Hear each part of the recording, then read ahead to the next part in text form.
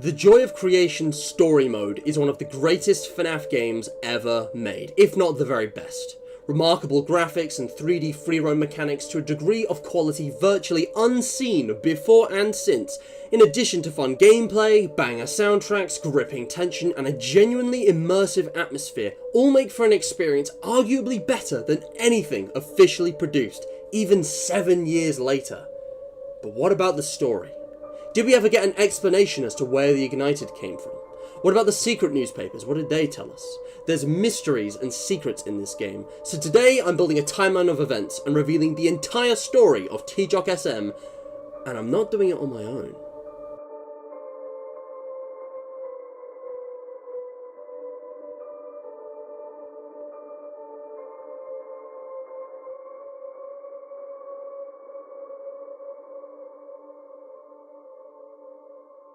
Greetings and welcome to Continuity Error. My name is Matt, and this is my boy Ethan, aka True Player, a FNaF expert who will be helping me unpack the lore and then tell the story of TJOC today. Hey all, many of you will probably know who I am. I usually specialise in FNaF content such as this. Usually you'll see the main series covered by me ranging from FNaF 1 to UCN, but I have delved into the realm of fangames, which I'm sure we are all aware that there are way too many. TJOC is one of, if not my favourite FNaF fangames alongside Five Nights at Candy's, One Night at Flumpty's, and even games outside the FazBear fanverse. TJOC in my eyes isn't the perfect fangame, but what it sets out to do is mind-blowing and is very different to other fangames, especially at the time of its release. So of course I jumped at the opportunity to collaborate with Matt on this game. So, before we begin, some need-to-know information. Currently, there are actually 4 versions of TJOC made by Nixon. The original, Reborn, Halloween Edition, and of course, Story Mode, which is the focus on today's episode. Although they all clearly have story elements, the lore of the rest of TJOC is of dubious canonicity. Nothing in these games seems to explicitly connect to story mode, and 3 of them are all being completely remade for the Ignited Collection, an upcoming game in the FazBear Fanverse initiative by Nixon. I think this remake will likely entail a complete rewrite of the TJOC lore, or at least an altered version of story mode. So today we'll be looking at story mode in isolation. As always, everything stated here is just a theory. Our interpretation of the lore is not objective fact, just what we think might be true based on evidence. That evidence will be presented and analysed in the order that they usually appear in the game, with a chronological timeline summary at the end of the video, so use those timestamps in the description if you'd like. Now let's begin, and let's remember.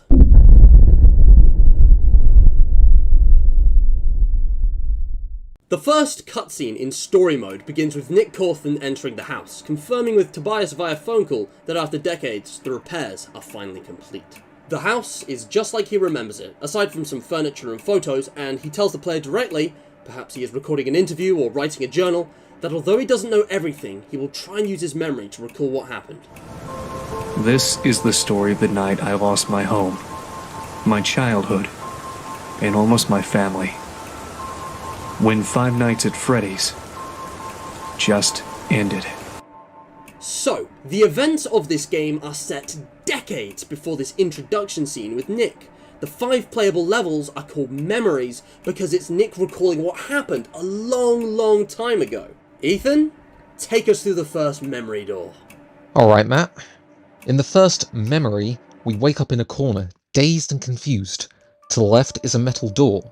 To the right is a window with a view of a blood-red sunset, and after looking at our hands, we look up, flashlight being pointed at us by none other than Scott Cawthon. The Cawthons are all present and chatter about what to do with the stranger in their house, but after a minute of silence, a strange effect prompts us to shout out our name. Honey, what's going on? I don't know. This man suddenly appears in our house. Nick's on the phone with me, but I don't know. That is here.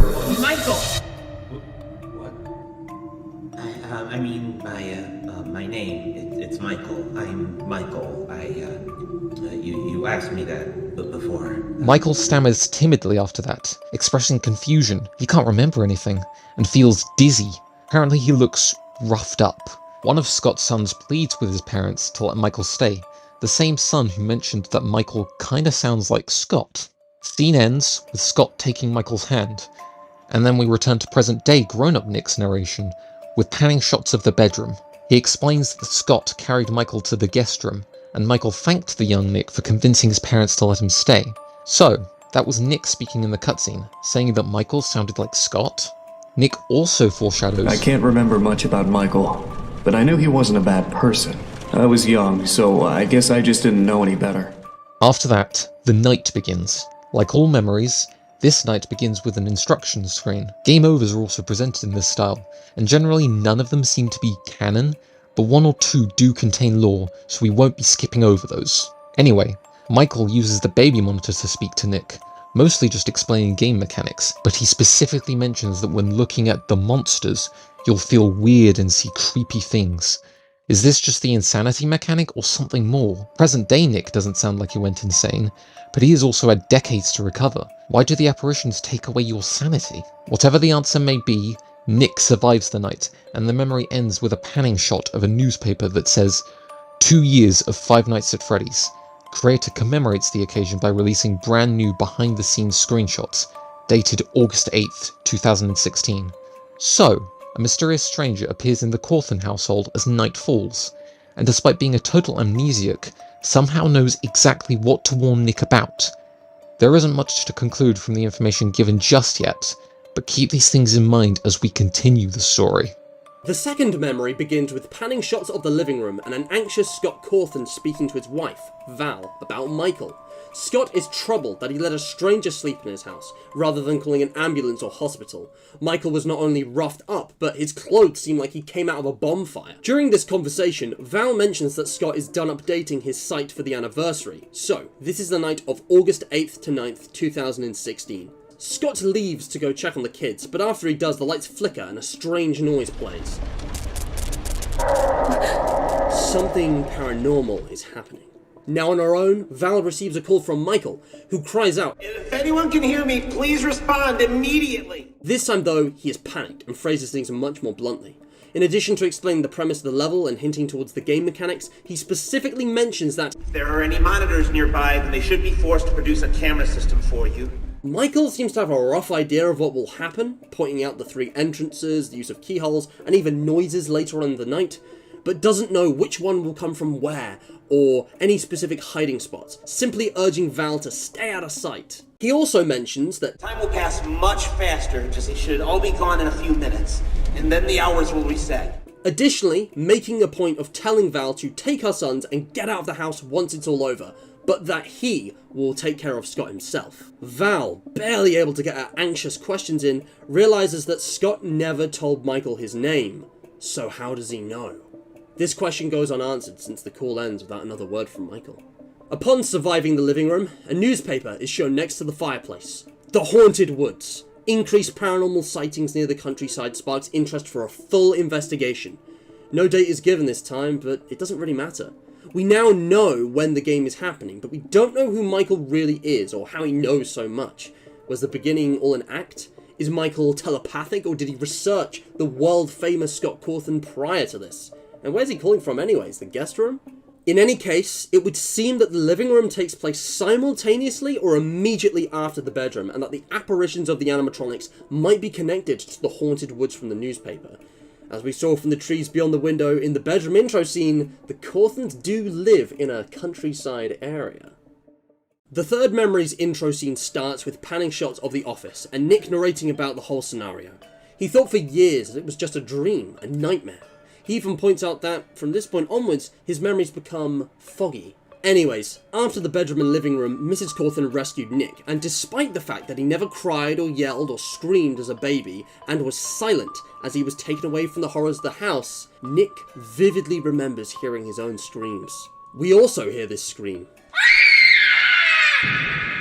Nick? As Scott heads to the bedroom and experiences an effect that can only be described as some kind of hallucination or a distortion of reality. One bizarre chase sequence from Frederick Fazberington II himself later, and Scott arrives in the office to find a note signed as his son's.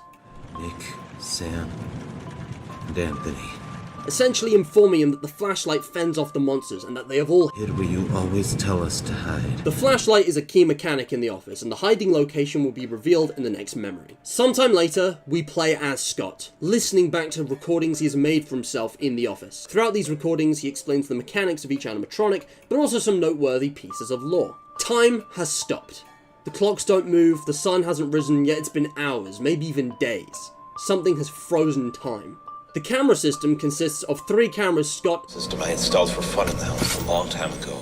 Likely some sort of game with his kids, perhaps even based on FNaF. Scott also thinks about his family, telling him that he loves them and hopes that they are safe, if they are hearing this. Did they ever hear this?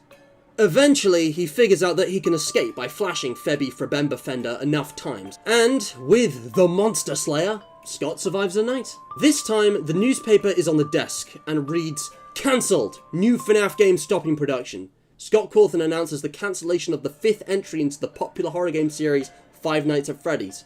Fans are torn on the sudden news. Interestingly, this is dated August 16th, over a week after the ending of the game. Now we actually have a lot to explain. Firstly, Nick's scream. We hear it, Scott hears it, and Nick hears it, but Nick didn't make a peep that night. The scream also leads Scott to a room with Freddy Bear waiting to catch him. Coincidence? I think not. Nick's voice was stolen, imitated by the Ignited, somehow able to sound exactly like him to lure Scott into a trap, which he narrowly escapes. Secondly, Michael, and all the Ignited, somehow have paranormal abilities that can warp reality, manifesting physical things in a way that could not exist normally. Take a look at this layout and listen to how confused Scott is, and tell me this is how the house normally looks. These corridors have been fabricated in this moment, and although Scott confirms that the camera system and office existed as it did before, the strange basement and attic layouts further support the idea that the creatures haunting the house have been able to create rooms and corridors via paranormal mechanisms, based on real places, but very much twisted and changed. This is without even mentioning the eternal night, warping time, as well as space. As for the newspaper, we'll fit that into our timeline after we've gone over everything else that happens before August 16th. Lastly, let us not forget the main, major, underlying theme of the entire game, hidden in plain sight: remembering. These are all memories, and Nick specifically points out in the introduction that his memories become less clear from this point onwards. Sure, he may have been able to piece together what happened from whatever evidence was available. Maybe Scott's messages from the office were recovered, perhaps his family did get to listen to them. But the fact is that Nick wasn't even there to experience the office, basement, or attic, even the living room, although Val probably would have been able to share her experience with him at some point afterwards. Even in the case with the bedroom, he was so young at the time, how do we know that's 100% what happened? Especially with the rest of the game moving forwards though, Nick's absence brings into question the validity of all the information we are given in this game. Just how reliable of a narrator is Nick? Do you believe in spirits? The 4th memory starts with Nick's narration. Nick reflects on white figures and oily shadows, spirits of the dead. He also explains how his dad made a game series that everybody knew about, a horror franchise with Clothing, toys, accessories, board games, you name it. FNaF was everywhere, Scott's shining achievement. There were even rumors of it getting a movie. Oh look, that line has aged really well now. But it didn't last long. In Nick's adulthood, nobody remembers FNaF. After that night, it all went away. Nothing lasts forever, and that's why I don't believe in spirits. Everyone has to die. Everything has an end at some point. Even if that point comes sooner than you'd wish. But there's a spirit in the window. Where was Golden Freddy during all of this? Was that office Easter egg canon? We then transition to Scott, walking into the basement, calling out to his kids. Remember that note they left him in the office? The place Scott always told them to hide was here, down below. The monitor blinks to life with a jump scare sound, full of eerie eyes. Scott yelps and yells at the monsters, telling them to leave us alone. He goes on, saying, "I created you," with each character appearing as he utters their names, as if responding to him, and he questions how this is happening. The screen then changes to a single eye. Scott deduces that you are not them. You're just using their faces. Enter Michael, whispering, "Your creation," as he whacks Scott over the head from behind. Once again, Michael somehow knew where Scott would be. Did he follow the kids and read this note for himself? Did Michael forge the note? He whispers, "I'm sorry," as Scott falls unconscious. Enter the most mysterious and lore-heavy level in the game. Let's start by just running through what simply happens in this memory. The basement begins with us waking up.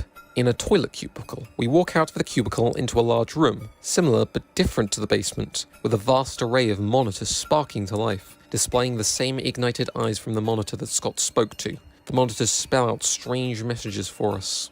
You are awake. You exist to let us out. The screens then show Freddy, Bonnie, Chica and Foxy, the exact same images from when Scott said their names in the intro cutscene. Not ignited, but unwithered. Perhaps unignited? Let us out. Open the way, or burn with the rest of them. The screens then show the Fallen, 4 endoskeletons who will become threats for the rest of the game. After attempting to exit via the staircase, and acknowledging this hallucination text, we walk back in and then out of the cubicle. The screen that was displaying a 6 is now displaying a 5. This place is a distorted version of the basement, a room that will change and rearrange 6 times in this level, once for every reset, counting down from 6. On 5, we get some new instructions from the monitors. We come from the fire, but our bodies need shape. Bring his creations to us to ignite our flame. I wonder why ignite is highlighted in red. After completing this task, and avoiding the Fallen, the furnace goes dark after burning the items, and Golden Freddy's laugh can be heard. Repeating the same process and bringing the number down to 4, the monitors now tell us, many shapes, all similar but different, all keeping us in here with you. The one he calls Michael. In the stories he formed, find the key to fit the lock. Avoid the ones lost to the fire. Give him to us, and we promise his kindred to fulfill your desires. After more puzzles, hallucinated text and weeping angel behavior from the Fallen, Part 3 gives us nothing but a long corridor. Don't turn around. Unless you're trying to get that secret newspaper, of course. Section 2 brings us back to the familiar room. We act, we pose, we play, we stop, we stare, we scream. We bring his visions to life, because that is how we live. Feeding from the joy of creation and burning what remains. Some yellow images briefly appear on the screen, but it's hard to make them out. Are those just flames? The hallucination text usually just states the obvious, but this time it says, he remains. This must be referring to Scott then. Making it out of there brings us to the last iteration of the level, the only time the basement appears as it did in the opening scene with Scott. Were all the other versions of the basement in his head? Just a dream or a vision? Stranger still, the TJOC menu music can be heard from the computer, displaying a behind-the-scenes render of Freddy, an image that was actually made by the real-world Scott Cawthon for the Real World 2-year anniversary of FNaF. This is very meta, perhaps suggesting that the TJOC menu music is the FNaF theme in-universe? As we ascend the stairs, a glitch effect takes us out of the night and to a newspaper, declaring, simple tricks for the mind or something more sinister. Accounts of these strange apparitions, present all the way since ancient Egyptian mythology, tell chilling tales of ghostly doubles whose sightings usually precede horrible tragedies for the people whose faces they've stolen. We interview many who claim to have seen or experienced encounters with their own evil twin. The newspaper is on a desk with a monitor displaying static, a mouse and keyboard, and within the paper is an image of a woman dressed in white, holding hands with a ghostly copy of her. This is clearly a fake spirit photograph, but that's real-world history. In-universe, something paranormal is real and exists, and this might just be the explanation for everything. The thing is, though, this memory is vague. When I first theorized about this, I couldn't explain everything, especially the mysterious monitor text. Is this the Ignited speaking as a collective, or is it the Fallen? What's the difference, anyways? I was able to conclude that it's implied that these animatronics are the same ghostly doubles from the newspaper, but if Scott is dreaming this the whole time while being taken to the attic by Michael, how can the Fallen then show up in the real world in the next memory? Why weren't they in the other memories? Is it because Scott brought them memories to ignite our flame at this point in time? But the monitor text also refers to the bare endoskeletons as the ones lost to the fire, and the Ignited's bodies already have shape, so why would they be asking for that now? What did they mean by his kindred to fill your desires? It doesn't make sense until you see one specific and secretive game over screen. Open the way, Michael. There are two huge misconceptions about the basement: that it is in chronological order with the rest of their memories, and that we play as Scott Cawthon. The truth is, in the basement we play as Michael before the bedroom intro cutscene. Here's the explanation. Michael was created by the Ignited, manifested into the world via paranormal mechanisms. Chronologically, this is the very first playable event in the entire game. Michael, knowing nothing and having nothing else to do, walks forward and obeys the instruction of the Ignited. You refers to Michael, us refers to the Ignited, and them refers to the Fallen. It's hard to explain due to the ambiguity and spiritual nature of the events, but somehow both Ignited and Fallen are trapped in this hellscape basement, unable to be freed from the spirit realm without Michael. Seeing the messages written on the monitors, Michael walks through the basement and avoids the Fallen. It's unclear why they're hostile, but perhaps they think Michael is a foreign invader on their territory, not recognizing that he is effectively one of them. Or maybe the Fallen are not friendly to the Ignited? In any case, this first message establishes the relationships between Michael, the Ignited, and the Fallen. These are essentially instructions for the main objective of the Ignited. Michael now has to search for the signature items of the core 4 characters while avoiding various copies of one specific endo, which is strange considering there are only 4 different Fallen in the attic and extras. So how do we explain the presence of more?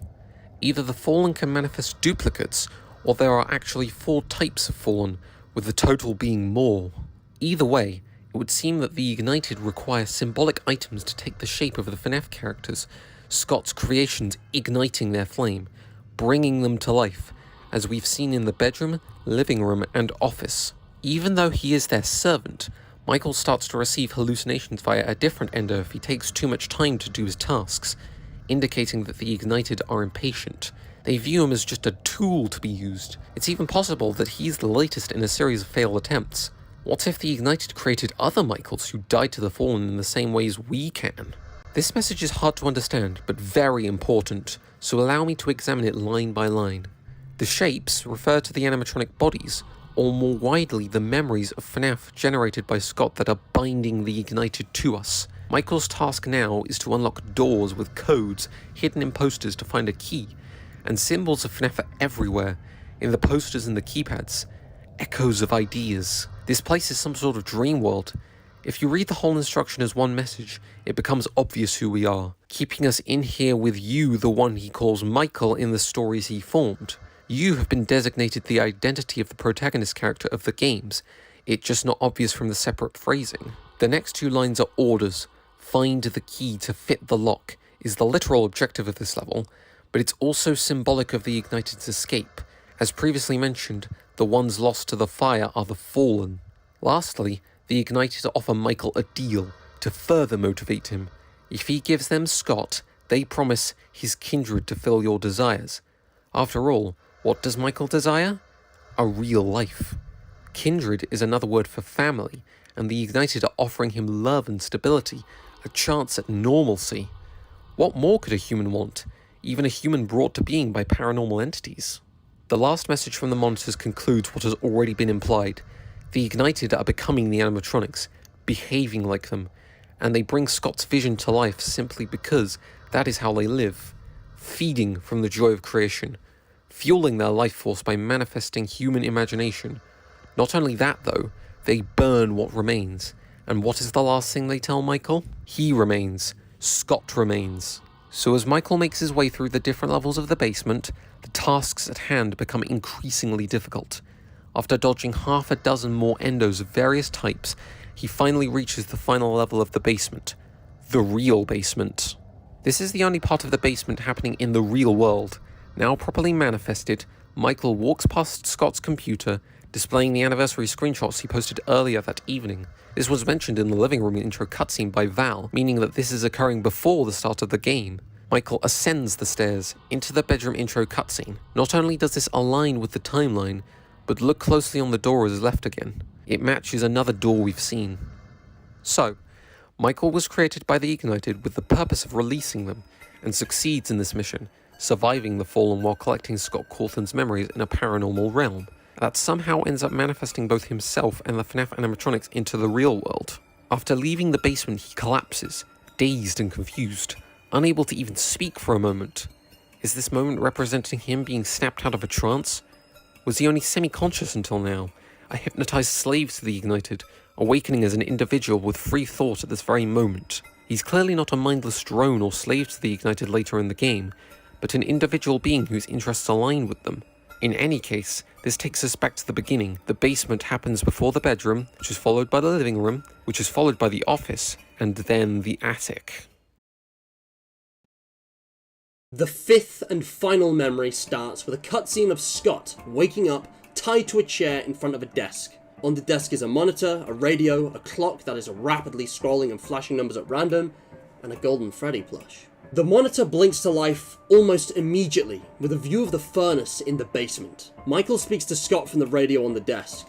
Scott yells at Michael, begging him to at least explain why he has to die, and Michael replies apologetically, saying, Look, I'm sorry. It's just the way things have to go. It's just a part of life. For us, I mean. Their bodies are hardly keeping themselves together, so they've gathered themselves in the basement. They can't just kill you directly, you know, and I promised them I'd leave you to them. Additionally, he reveals that he tied up Scott in the attic to try and talk to him, and to thank him for giving us this opportunity to see the world through the eyes of your creation before they arrive and everything burns. As Scott breaks free of his right cuff, Michael simply remarks that in order to feel so fantastic forever, Scott needs to die. And then the night begins. All of the Ignited now merged into creation, and the four Fallen are attacking Scott, as well as Ignited Golden Freddy, a uniquely ghostly apparition just like the original. The only way to beat the level is to flash Golden Freddy 12 times while fending off the other 5 threats before the fire consumes you. The newspaper for this level lies in a puddle outside.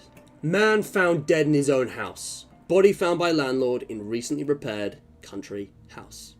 Given the implications of the ending, it seems obvious that this is referring to Scott. But the house can't be recently repaired because it was damaged in the first place by the fire decades later. Speaking of which, a death screen exclusive to Golden Freddy's Game Over shows a pool of blood in the attic with a phone ringing, receiving a call from Tobias. Did Tobias know Scott decades ago? Why would he be ringing him now? Perhaps he is more than just the landlord. Let's come back to this at the end. As the fire rages, Scott crawls to escape, tearfully crying for his family. Michael, yet again, bluntly commentating on the situation from the radio, eventually stating that this night won't go away until you've been consumed by the fire. To which Scott pleads to Michael, asking him to promise that his family will be safe. But Michael doesn't respond. At least, he doesn't respond with words.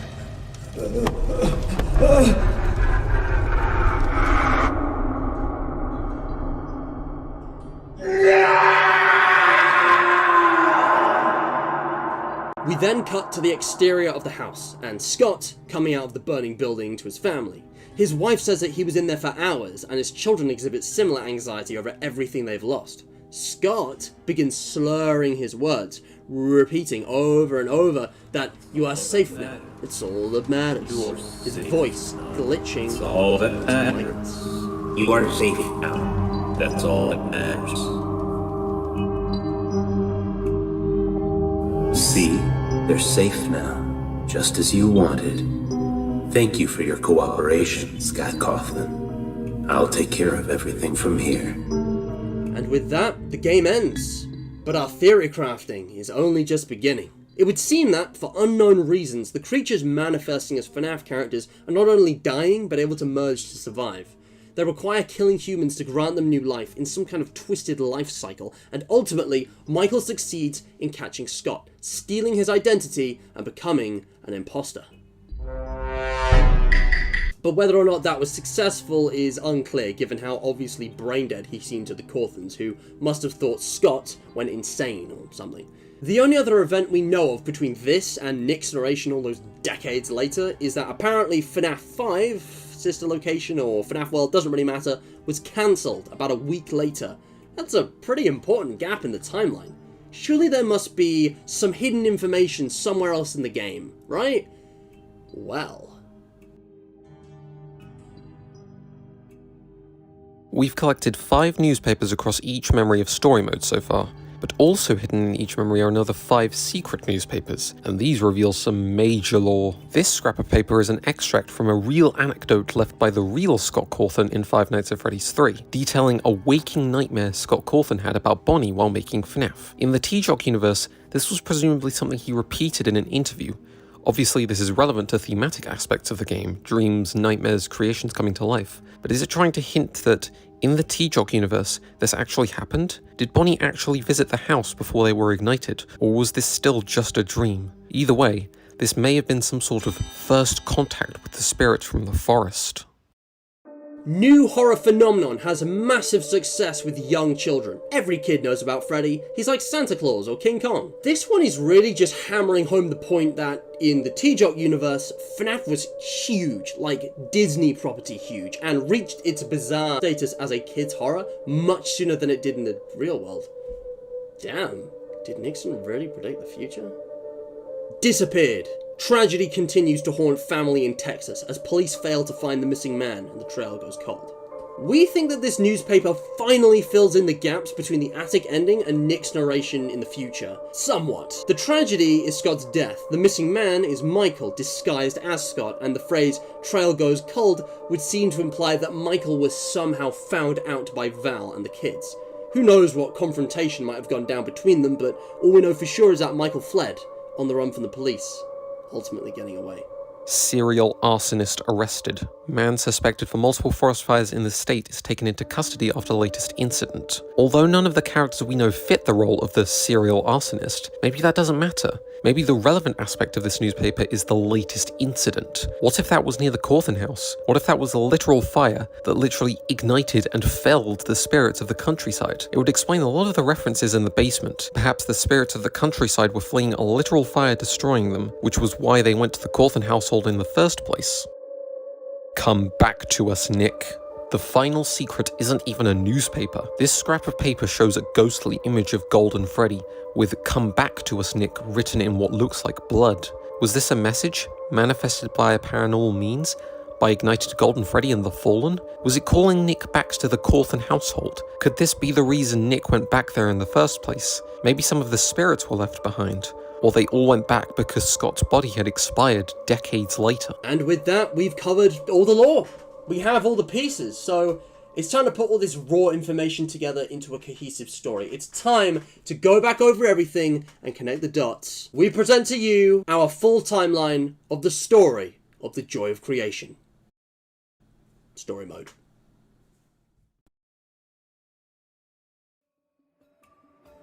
On August 8th, 2014, Scott Cawthon publishes his new indie horror game, Five Nights at Freddy's.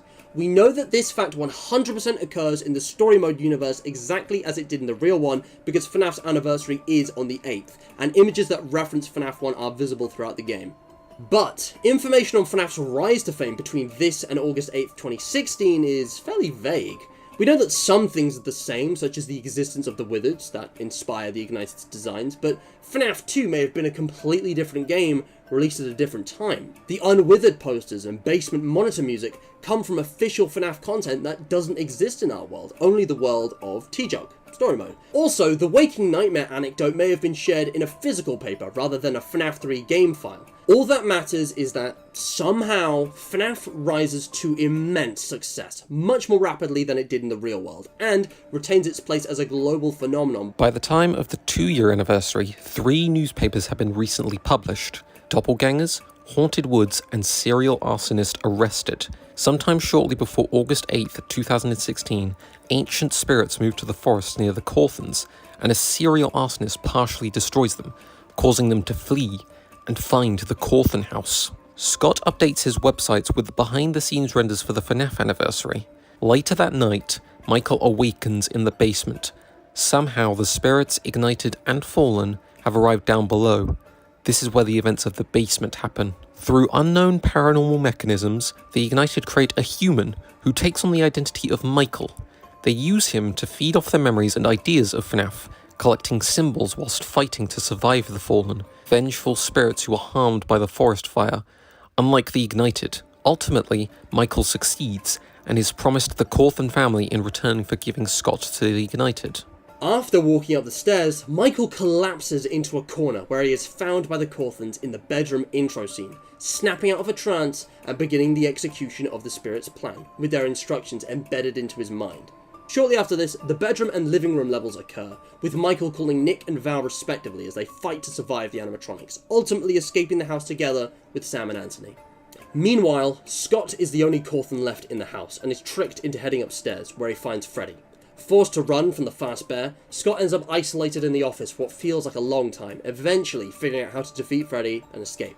Then, he heads to the basement, where he confronts the Ignited on a computer screen, but is ambushed by Michael and knocked out, waking up sometime later in the attic, brought up and strapped into a chair by Michael. Ultimately, Scott survives all of the animatronics, but as he crawls through the fire in the attic, Michael catches him and kills him, walking out of the house a few minutes later having stolen his identity. Michael and the spirits of the Ignited, pretending to be Scott, has a strange episode in front of his family, perhaps feigning insanity or still adjusting to his form, and Val and the kids are traumatized by the whole ordeal.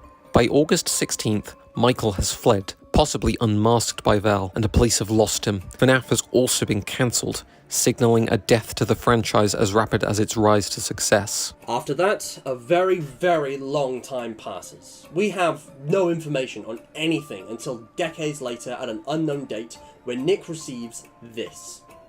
This message prompts Nick to go back to his old home, to face the fear and trauma that he had been suppressing ever since that night.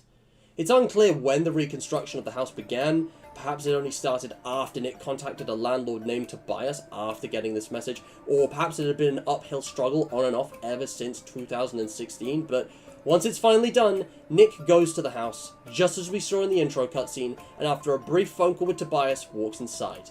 Later, he writes or records his narration that we hear between the memories throughout the game, expressing his own thoughts on everything, maybe even getting it published, and then he dies. That's right. Remember the newspaper from the attic memory? The body found in a recently repaired country house wasn't Scott, it was Nick. Remember the game over cutscene with Tobias ringing the phone? That's Nick's phone, same as the intro cutscene. Something was still in the house after all this time, and it took Nick's life, and perhaps his identity too. That game over scene contains an ellipses, literally showing 3 dots, to signify that whatever was left behind has nothing more to say. Nick came back to them. They got what they wanted, and once again, a Cawthon is dead, killed by the spirits. The end. So, that's our explanation of the Joy of Creation story mode. We hope you did enjoy. Before you go, remember to leave a like, subscribe, hit the bell, and or share this video with friends, family, and other FNAFers. All of these things really do help me produce more quality content for everyone to enjoy. If this video performs well, maybe I'll come back and help Matt make another TJOC video. For now though, check out the links in the description while you're here, join the Discord server, check out Matt's other channel, and maybe subscribe to me too, pretty please. I'm really sorry for the long wait between uploads. I'm really trying my best here, but there's so many other things going on. Maybe if I could monetize the channel, I'll actually upload a bit more regularly. We're so close. Subscribe and speculate. Will the Ignited collection tell a completely new story or just an adaptation of this one?